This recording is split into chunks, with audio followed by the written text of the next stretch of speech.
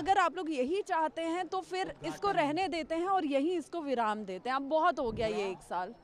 1 साल के प्रतिरोध में है या आपने रास्ता बदलने का निर्णय ले लिया? आपके लिए जो 1 साल है ना, वो मेरे लिए 1 सदी है। वो आपको नहीं दिख रहा है। वो मुझे पता है कि मैंने इस 1 साल में क्या कुछ झेला है और क्या कुछ झेल रही हूँ। तो आप लोग ये सवाल मुझसे क्यों कर रहे हैं? जिनकी वजह से मेरी ये मानसिकता हुई है, आप लोगों को ये सवाल अब उनसे करने चाहिए। यह सौभाग्य, किसी भी मंजिल तक पहुंचने के लिए हमें बहुत सारी परीक्षाएं बिल्कुल परीक्षाएं देनी पड़ती है। मैं हर परीक्षा देने को तैयार थी, हर किसी के खिलाफ खड़े रहने को तैयार थी, हर विरोध का सामना करने को तैयार थी, लेकिन मैं अपने ही कुछ धर्म गुरुओं का कब तक विरोध करूं, उनके सामने कब तक डटी रहूं? एंड में पावर और पैसा ही सब बोलता है, हम कुछ नहीं बोल पाते हैं। मौनी अमावस्या पे मैं संगम तट पे प्रयागराज माघ मेले में स्नान करूंगी, आस्था की डुबकी लगाऊंगी, उसके साथ ही अपने सनातन धर्म के प्रचार को हर हर महादेव करूंगा। यह बेटियां जरूरी नहीं कि रोशनी चिरागों से ही हो। ये मेरे द्वारा चयन किया हुआ मार्ग नहीं है और ये मेरी नियति भी नहीं है, क्योंकि अगर नियति ये होती तो ये 1 साल का सफर तय नहीं होता, महाकुंभ में जो कुछ हुआ वो सब नहीं होता।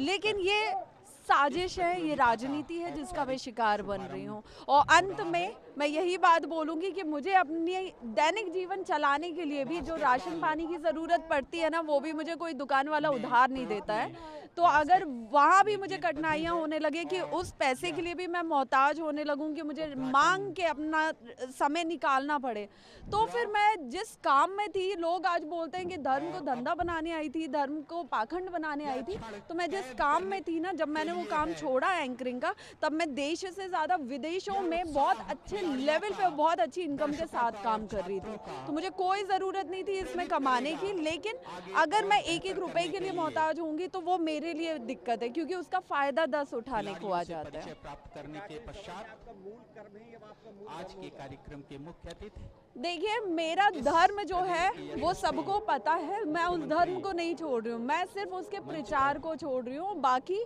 जो काम है जिसमें मेरी मानसिक शांति मुझे मिलेगी, जिसमें ना विरोध होता है ना राजनीति होती है, मैं आराम से उस काम को करूँगी।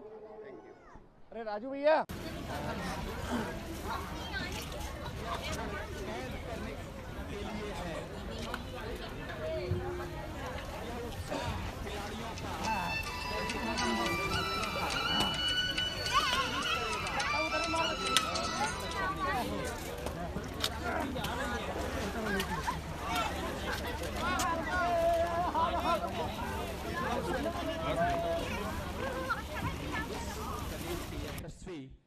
मुख्यमंत्री मंच पर